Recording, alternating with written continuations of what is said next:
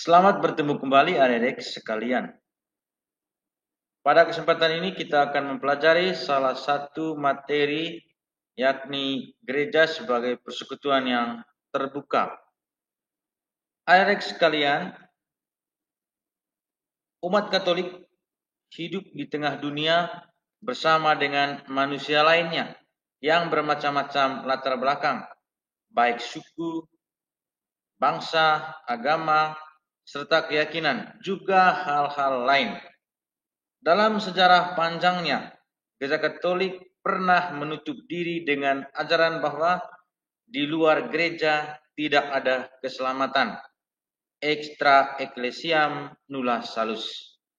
Ajaran ini membuat Gereja Katolik menutup pintu dialog dengan agama dan kepercayaan serta masyarakat lain pada umumnya. Sejarah gereja kemudian berubah ketika Konsili Vatikan II membuka pintu-pintu dialog serta memperbaharui diri untuk hidup bersama dengan sesama manusia ciptaan Tuhan dari berbagai latar belakang agama dan budaya. Pada pembelajaran ini kita akan melihat tentang gereja sebagai persekutuan yang terbuka, terutama kita akan melihat bagaimana perubahan pandangan gereja.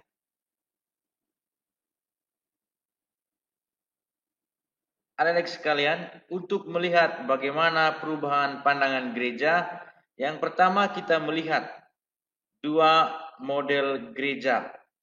Yang pertama, gereja umat Allah model institusional piramidal, dan yang kedua, gereja umat Allah model persekutuan umat.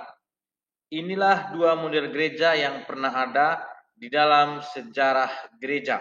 Sebelum Konsili Vatikan II, model gereja kita adalah institusi piramidal. Sedangkan setelah Konsili Vatikan II, model gereja kita adalah gereja umat Allah model persekutuan umat.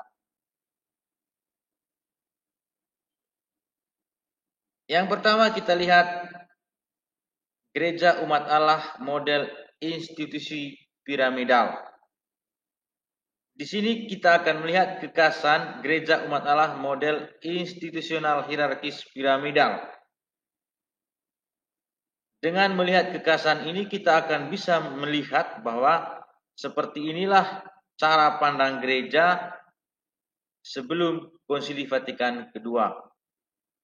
Ciri yang pertama, para hierarki yang terdiri dari paus, uskup, dan para tabisan menguasai umat. Para hierarkilah yang menguasai seluruh umat yang ada. Yang kedua, organisasi yang berstruktur piramidal dan tertata rapi, mulai dari pusat sampai ke pelosok-pelosok. Yang ketiga, hierarki memiliki kuasa untuk menentukan segala sesuatu bagi seluruh gereja, sedangkan umat hanya mengikuti hasil keputusan para hierarki. Jadi di sini umat hanya melaksanakan apa yang diputuskan oleh hierarki. Umat tidak terlibat dalam proses pengambilan keputusan. Yang berikut, model gereja ini cenderung imam sentris atau hierarki sentris. Artinya bahwa imam atau hierarki menjadi pusat gerak gereja. Dan yang berikut, model gereja piramidal cenderung mementingkan aturan, lebih statis dan syarat dengan aturan-aturan. Yang dikedepankan adalah aturan-aturan. Demikian pun dalam pelayanan-pelayanannya, hierarki mengedepankan aturan-aturan. Yang berikut, gereja sering merasa sebagai satu-satunya penjamin kebenaran dan keselamatan. Bahkan gereja bersikap memegahkan diri. Itulah adik-adik beberapa kekhasan gereja umat Allah model institusional hierarkis piramidal. Adik-adik sekalian, setelah Konsili Vatikan II, ada keterbukaan dan pembaruan cara pandang gereja, sehingga muncullah gereja umat Allah sebagai persekutuan yang terbuka. Gereja umat Allah model persekutuan umat. Ada beberapa ciri khas dari gereja umat Allah model persekutuan umat. Yang pertama, kristosentris atau Kristus sebagai pusat gereja. Sedangkan kaum hierarki, awam, biarawan-biarawati mengambil bagian di dalam tugas Kristus dengan cara yang berbeda-beda sesuai dengan talenta dan kemampuannya masing-masing. Yang kedua, gereja lebih bersikap terbuka dan rela berdialog untuk semua orang. Dan di sini gereja sudah menyadari bahwa di luar gereja pun ada keselamatan. Yang ketiga, adanya paham gereja sebagai umat Allah yang memberikan penekanan pada kolegialitas episkopal. Artinya, adanya pemahaman bahwa keputusan itu harus diambil dalam kebersamaan. Yang berikut, adanya pembaharuan yang mendorong umat untuk terlibat dan berpartisipasi serta bekerja sama dengan para hierarki. Jadi di sini umat itu sudah diberi ruang untuk berpartisipasi dalam seluruh gerak gereja. Yang berikut, kepemimpinan gereja didasarkan pada spiritualitas Yesus Kristus, terutama spiritualitas pelayanan Kristus. Di mana Yesus bilang, aku datang untuk melayani, bukan untuk dilayani. Itulah adik-adik beberapa hal yang berkaitan dengan kekhasan gereja umat Allah model persekutuan umat. Baik adik-adik sekalian, dari perubahan model gereja tersebut tadi, sampai di sini kita melihat bahwa sebenarnya telah terjadi gerakan pembaharuan di dalam gereja. Dan hal-hal itu tampak di dalam beberapa hal berikut ini. Yang pertama, umat mempunyai hak dan wewenang yang sama, tetapi bahwa hak dan wewenang umat itu tetap terbatas, khususnya dalam menentukan gerak kegiatan liturgi di paroki. Dan umat di sini berpartisipasi melalui wadah dewan paroki. Yang kedua, gerakan pembaharuan ini tidak hanya menyangkut kepemimpinan gereja, tetapi lebih dari itu berkaitan dengan masalah-masalah dunia. Yang ketiga, susunan kepengurusan dewan paroki bukan lagi piramidal, melainkan lebih merupakan kaitan yang saling bekerja sama dan saling melengkapi. Intinya di sini bahwa gereja mengundang orang beriman untuk berkomunikasi, terlibat, dan diubah. Itulah adik-adik sekalian beberapa hal yang terjadi perubahan di dalam gereja setelah Konsili Vatikan II. Yang berikut kita melihat makna gereja sebagai persekutuan yang terbuka menurut kitab suci, khususnya Kisah Para Rasul bab 4 ayat 32 sampai 37. Cara hidup jemaat. Adapun kumpulan orang yang telah percaya itu, mereka sehati dan sejiwa, dan tidak seorang pun yang berkata bahwa sesuatu dari kepunyaannya adalah miliknya sendiri, tetapi segala sesuatu adalah kepunyaan mereka bersama. Dan dengan kuasa yang besar, rasul-rasul memberi kesaksian tentang kebangkitan Tuhan Yesus, dan mereka semua hidup dalam kasih karunia yang berlimpah-limpah. Sebab tidak ada seorang pun yang berkekurangan di antara mereka, karena semua orang yang mempunyai tanah atau rumah menjual kepunyaannya itu, dan hasil penjualan itu mereka bawa, dan mereka letakkan di depan kaki rasul-rasul, lalu dibagi-bagikan kepada setiap orang sesuai dengan keperluannya. Demikian pula dengan Yusuf, yang oleh rasul-rasul disebut Barnabas, artinya anak penghiburan, seorang Lewi dari Siprus. Ia menjual ladang miliknya, lalu membawa uangnya itu dan meletakkannya di depan kaki rasul-rasul. Baik adik-adik sekalian, berdasarkan teks Kisah Para Rasul bab 4 ayat 32 sampai 37, kita melihat bahwa Gereja sebagai persekutuan yang terbuka adalah gereja yang hidup dalam kerukunan, gereja hidup dalam persatuan, tidak egois, saling membagi, bijaksana, senantiasa berada dalam kasih Tuhan, dan selalu membuka diri bagi orang lain. Itulah makna gereja sebagai persekutuan yang terbuka menurut teks kitab suci, khususnya Kisah Para Rasul bab 4 ayat 32 sampai 37. Beberapa hal lain yang kita lihat dalam teks ini. Yang pertama, bahwa teks ini memberikan gambaran yang ideal terhadap komunitas tentang persekutuan umat perdana.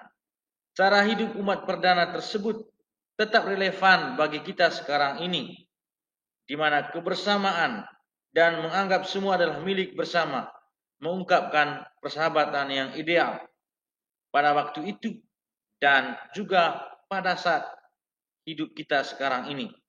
Dan yang menjadi pokok adalah bahwa semua anggota jemaat dipenuhi kebutuhannya dan tidak seorang pun menyimpan kekayaan bagi dirinya sendiri sementara yang lain berkekurangan.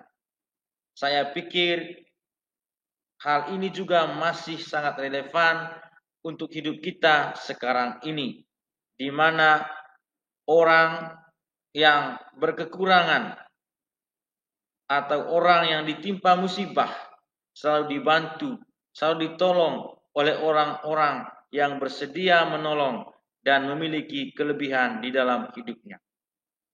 Hal yang kedua, mungkin secara harafiah apa yang dibuat oleh para rasul tidak bisa kita tiru saat ini. Hal ini berkaitan dengan situasi sosial ekonomi kita sudah sangat berbeda dengan situasi sosial ekonomi pada hidup jemaat perdana. Namun semangat dasarnya dapat kita tiru, yaitu kepekaan terhadap situasi sosial ekonomi sesama saudara dalam persekutuan umat. Kebersamaan kita dalam hidup menggereja tentu tidak boleh terbatas pada hal-hal rohani seperti doa, perayaan ibadah, kegiatan-kegiatan pembinaan iman, tetapi harus menyentuh kehidupan sosial, kehidupan ekonomi, kehidupan politik, kehidupan budaya, seperti yang sekarang digalakkan dalam komunitas basis gereja. Itulah adik-adik beberapa hal yang bisa dijelaskan tentang makna gereja sebagai persekutuan yang terbuka menurut kitab suci, khususnya teks Kisah Para Rasul bab 4 ayat 32 sampai 37. Yang berikut kita melihat makna gereja sebagai persekutuan yang terbuka menurut ajaran sosial gereja, khususnya Ad Gentes artikel 10. Kalau kita membaca teks ini secara keseluruhan, maka kita akan menemukan apa itu gereja. Ad Gentes artikel 10 memberikan makna gereja sebagai persekutuan yang terbuka, yakni gereja adalah semua orang yang diutus Kristus untuk memperlihatkan dan menyalurkan cinta kasih Allah kepada semua orang dalam segala bangsa. Dan gereja harus melaksanakan apa yang dilakukan oleh Yesus Kristus sendiri. Beberapa hal lain yang bisa kita lihat dari teks ini, yakni yang pertama, Yesus adalah pusat gereja. Tanpa Yesus, kita atau gereja tidak bisa berjalan sebagaimana mestinya. Yang berikut, gereja atau kita harus keluar dari diri sendiri menuju keberadaannya. Memang jika kita keluar, ada berbagai masalah di luar. Namun lebih baik keluar daripada gereja menutup diri. Kalau gereja menutup diri, itu rasanya seperti gereja yang sedang sakit. Yang berikut, gereja diutus oleh Kristus untuk memperlihatkan dan menyalurkan cinta kasih Allah kepada semua orang dan segala bangsa. Jadi kita semua ini yang adalah gereja, yang adalah pengikut Kristus, kita diutus oleh Kristus untuk memperlihatkan dan menyalurkan cinta kasih Allah kepada siapa saja tanpa melihat latar belakang. Yang berikut, sebagai anggota gereja, sebagai pengikut Kristus, kita harus menjadi seperti Kristus, memasuki golongan-golongan manusia apa saja, termasuk keadaan sosial apa saja, budaya apa saja, untuk mewartakan dan melaksanakan karya keselamatan Allah bagi semua orang. Itulah adik-adik sekalian beberapa hal yang bisa kita ambil dari teks Adventist artikel 10 ini. Yang berikut kita lihat beberapa kesimpulan. Yang pertama, Yesus adalah pusat gereja. Tanpa Yesus, kita atau gereja tidak bisa berjalan sebagaimana mestinya. Itu berarti adik-adik sekalian, sebagai anggota gereja, kita harus senantiasa hidup bersama Yesus karena Yesus adalah pusat gereja. Yang kedua, gereja sebagai persekutuan yang terbuka adalah suatu komunitas yang mampu merangkul orang-orang dengan penuh cinta kasih dan juga mampu beradaptasi dengan dunia luar karena gereja adalah gambaran dan rupa Allah di muka bumi ini. Yang ketiga, gereja Katolik mengajarkan bahwa pengantaran Kristus bersifat inklusif, yaitu melibatkan anggota-anggotanya, sebab sabda Allah menyatakan bahwa Kristus sebagai kepala tidak terpisahkan dari anggota-anggotanya, sama seperti kepala kita tidak terpisah dari anggota-anggota tubuh kita. Jadi gereja itu harus senantiasa bersatu dengan Kristus sebagai kepalanya. Yang keempat, gereja diutus oleh Kristus untuk memperlihatkan dan menyalurkan cinta kasih Allah kepada semua orang di segala bangsa. Dari kita semua ini, sebagai anggota gereja, kita ditugaskan oleh Kristus untuk menyalurkan dan memperlihatkan cinta kasih Allah kepada siapa saja. Dan yang terakhir, kita sebagai pengikut Kristus harus mengambil peran seperti Kristus. Kristus memasuki golongan-golongan manusia apa saja, termasuk keadaan sosial, budaya. Di sana Yesus mewartakan dan melaksanakan karya keselamatan Allah bagi semua orang. Kita di sini dituntut untuk menjadi saksi Kristus, kapan dan di mana saja kita berada, baik atau tidak baik waktunya, agar kita betul menunjukkan diri bahwa kita adalah pengikut Kristus. Kita adalah gereja yang terbuka kepada siapa saja. Demikianlah adik-adik beberapa hal yang bisa saya jelaskan kepada adik sekalian berkaitan dengan materi gereja umat Allah sebagai persekutuan yang terbuka. Terima kasih atas perhatian dan keikutsertaan adik-adik di dalam pembelajaran ini. Kita adalah anggota gereja Kristus, maka kita harus bisa menjadi saksinya kapan dan di mana saja kita berada.